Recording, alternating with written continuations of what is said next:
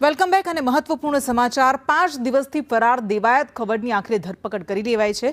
Devayat ખવડના farm હાઉસમાંથી તેની ધરપકડ કરાઈ। અમદાવાદના યુવક પર હુમલાના કેસમાં કાર્યવાહી લૂંટ અને હત્યાના પ્રયાસનો ગુનો તેની સામે દાખલ કરાયો છે।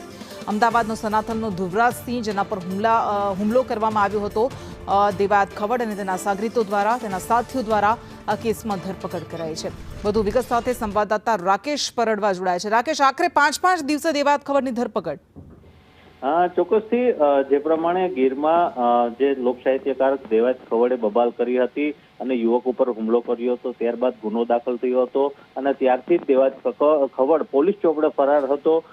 ગીર સોમનાથ એલસીબી અને સ્થાનિક પોલીસની 4 જેટલી જુદી જુદી ટીમો દેવાયત ખવડની સતત શોધખોળ કરી રહી હતી। દરમિયાન આજે સમાચાર મળી રહ્યા છે કે સુરેન્દ્રનગરના દુધઈ ખાતે જ્યાં દેવાયત ખવડનું ફાર્મ હાઉસ છે ત્યાંથી પોલીસે તેમની ધરપકડ કરી છે।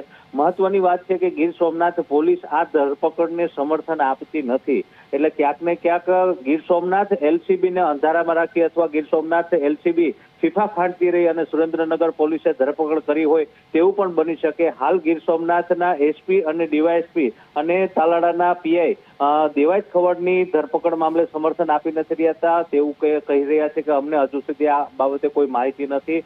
બીજી તરફ દેવાયત ખવડની અટકાયત થઈ ગઈ છે તે પણ વાત કન્ફર્મ છે, એટલે કહી શકાય કે ગીર સોમનાથ એલસીબી હજુ ફીફા ખાંડતી હોય અને સુરેન્દ્રનગર પોલીસે ધરપકડ કરી હોય તેવું પણ બની શકે। પરંતુ મહત્વની વાત છે કે મુખ્ય આરોપી દેવાયત ખવડની હાલ પોલીસે ધરપકડ કરી લીધી છે।